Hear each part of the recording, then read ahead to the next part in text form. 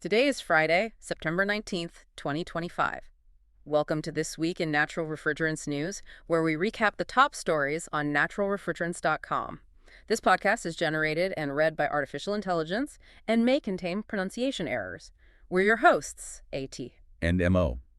The articles for today's podcast were organized by naturalrefrigerants.com's managing editor and written by its writers. You can find links to each article in the show notes. And we've got quite a bit to cover this week. Some major milestones in mobility with CO2 and propane. Yeah, and a huge ammonia heat pump project, plus some key policy updates from Europe and the U.S. Okay, so let's start with mobility then. Hannon Systems.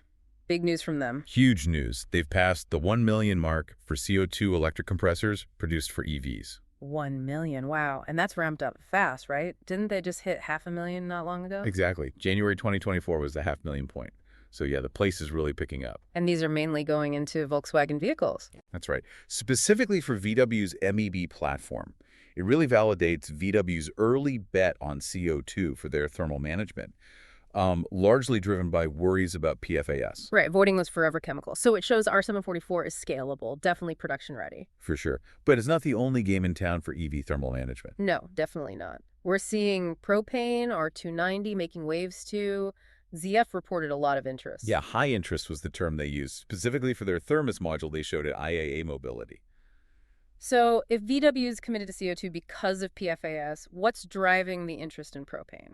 Performance. Performance is a huge factor, especially, in cold weather. That seems to be the big draw. Okay, explain that a bit. How much better is it? Well, ZS tests show propane really outperforms R12334 when it gets really cold. Yeah. At minus 20 degrees Celsius ambient, so pretty chilly. Yeah. They're getting a COP of 1.5 with propane, compared to just 1 for R234IF. Okay, 1.5 versus 1. That's a significant efficiency jump. It really is. And they're saying that difference could boost EV driving range by up to 30% in those very low temperatures. 30% more range in the cold. That's a massive selling point for consumers. Absolutely. And the latest unit uses a 150-gram charge, so relatively small.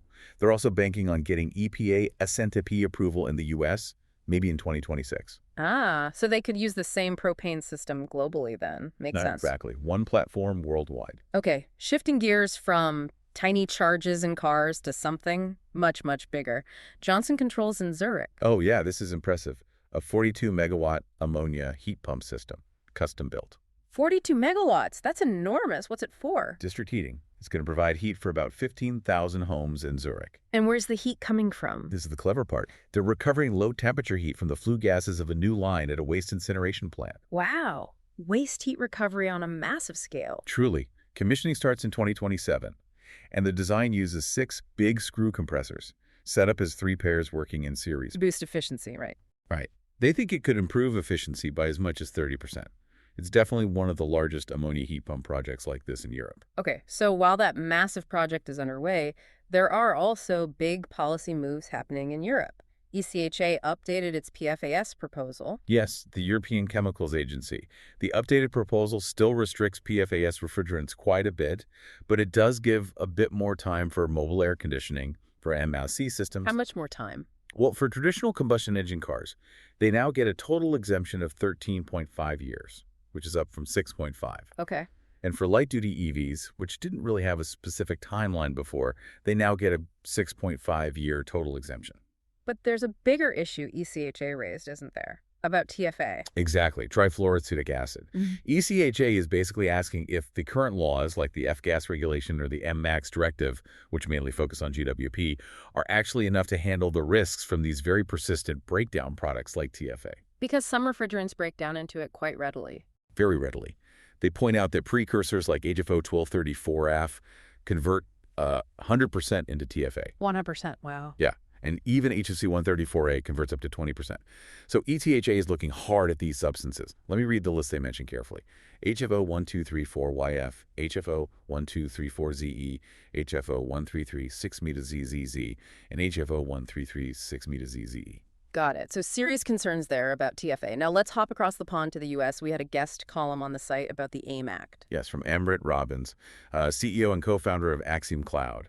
And his message was pretty straightforward. Which was? Certainty. Basically, the AIM Act programs the HFC phase down, the emission reduction, the reclamation stuff, it's all locked in. No going back. Pretty much. He points out it had bipartisan support back in 2020 when it was signed, and the legal windows for challenging it, like through the Congressional Review Act, those have closed. So the deadlines are firm, January 1, 2026, for instance. Firm. And the penalties are serious. Up to $57,000 per day per violation.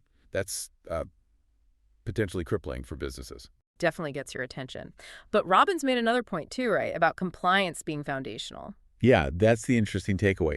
He argues that getting compliant now, sorting out leak detection, getting operations disciplined, isn't just about avoiding fines. It actually builds the foundation you need to transition successfully to natural refrigerants later on. So compliance today helps enable the natural refrigerant switch tomorrow. Makes sense. It provides that operational rigor. This is AT. And MO. And this has been the Week in Natural Refrigerant News.